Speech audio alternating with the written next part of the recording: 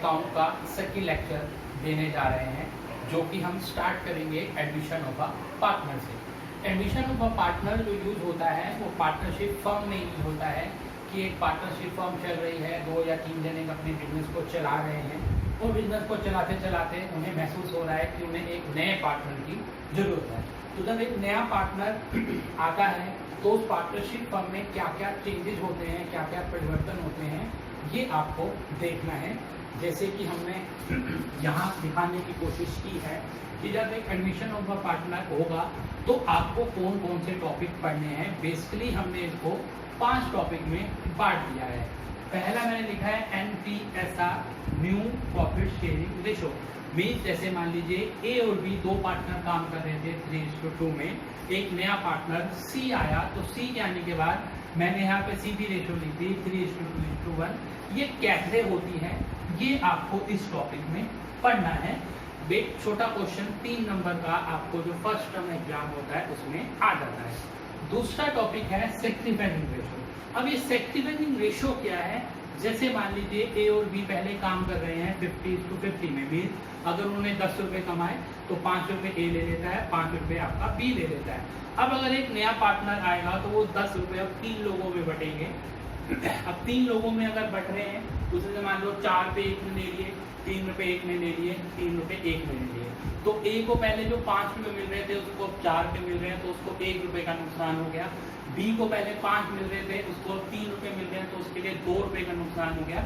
तो ये उन्होंने नए पार्टनर के लिए सेक्रीफाइस किया। हिंदी में बोले तो उन्होंने त्याग करा एक नए पार्टनर के आने पे। इसकी कैलकुलेशन आपको सेक्रीफाइसिंग रेशो में करनी है। तीसरा जो टॉपिक है G/W, बोले तो गुडविल होता है।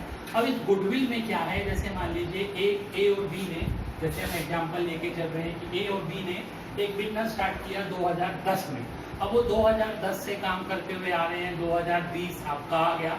10 सालों में उन्होंने अपने एक बिजनेस को सेट किया, बिजनेस का एक नाम बनाया। अब ये जो नया पार्टनर आएगा, बोले तो C आएगा, वो तो आएगा और सीधा मलाई खानी स्टार्ट कर देगा। तो ये जो मलाई वो खाएगा, मलाई वो क्यों खा पाएगा, क्योंकि A और B ने 10 साल मेहनत करी। तो A और B C को बोलेंगे भैया हमने जो 10 साल मेहनत करी है हमें तो वो पे कर। वो जो पे करता है अमाउंट पे कर भी सकता है, अमाउंट पे नहीं भी कर सकता है, वो आपका गुडविल में आता है। अब तक हमने 3 टॉपिक पढ़े, new publishing ratio, sacrificing ratio, goodwill. चौथा मैंने लिखा है REV, इसको बोलते हैं रिवैल्यूएशन अकाउंट। रिवैल्यूएशन अकाउंट में क्या होता है, रिवैल्यूएशन अकाउंट में ये होगा कि जब एक नया पार्टनर आएगा तो A और B पहले से काम कर रहे हैं, उनके पास गाड़ियां भी होगी, उनके पास बंगले भी होंगे, उनके पास प्रॉपर्टीज भी होगी और उन्होंने बाहर लोगों का पैसा देना भी होगा। तो C कहेगा कि भैया मैं आ रहा हूँ तो मेरे हिसाब से आपको अपनी संपत्तियां, बोले तो एसेट, लायबिलिटी बोले तो देता है, आपको दोबारा से एडजस्ट करनी पड़ेगी। किसी की वैल्यू बढ़ेगी भी, किसी की वैल्यू कम भी होगी। तो ये सब कुछ आपको रिवैल्यूएशन अकाउंट में पढ़ना रहता है। कैसे होगा, जब हम टॉपिक पढ़ेंगे तो उसमें आ जाएगा।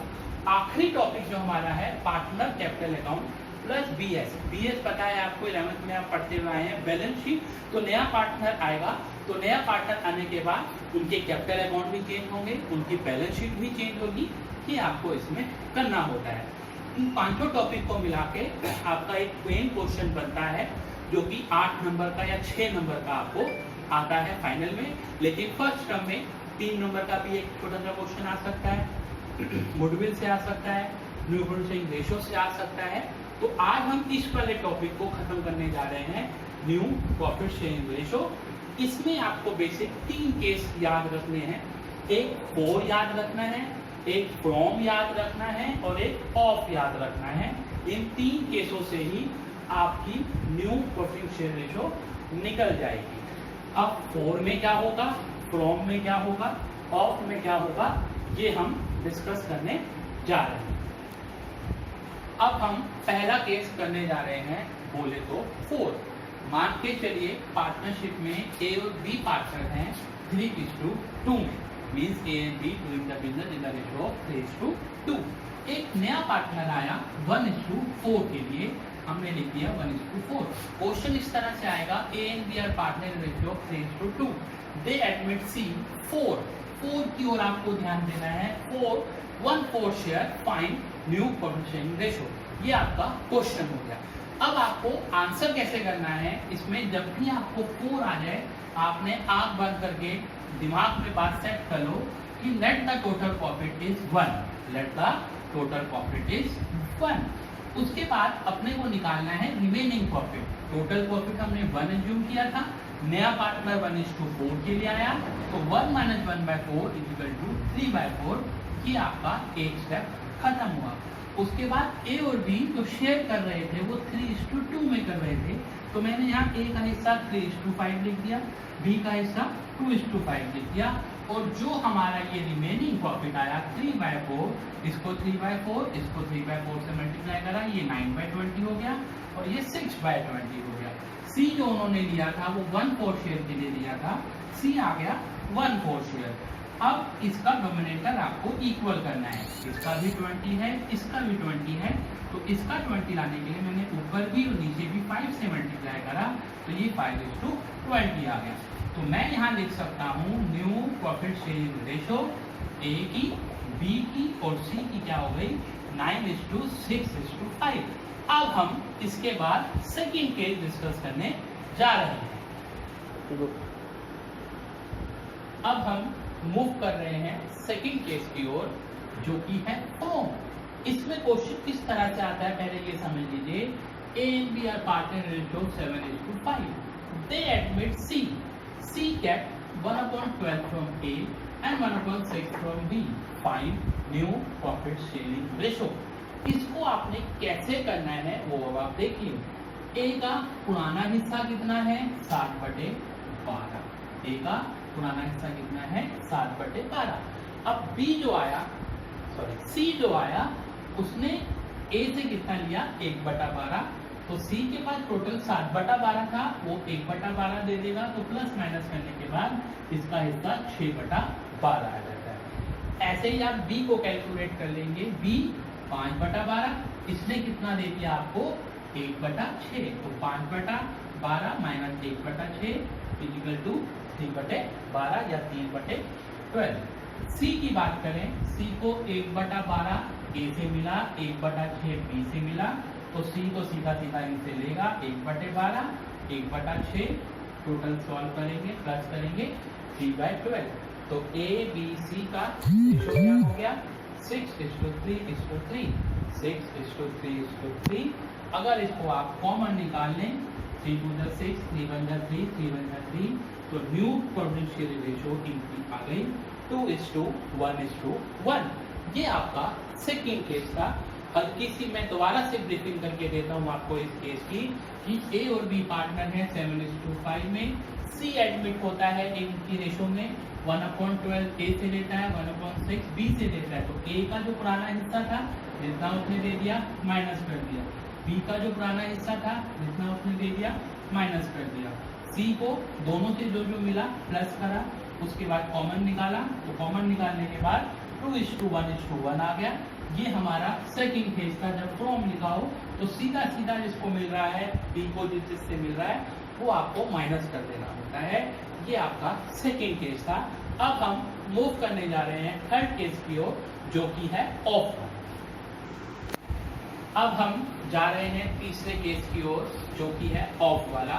एक्स और वाई पार्टनर है 5:3 में, वो एडमिट करते हैं जेड को, जो कि 1/20 ले लेता है एक्स से, 1/24 ले लेता है वाई से।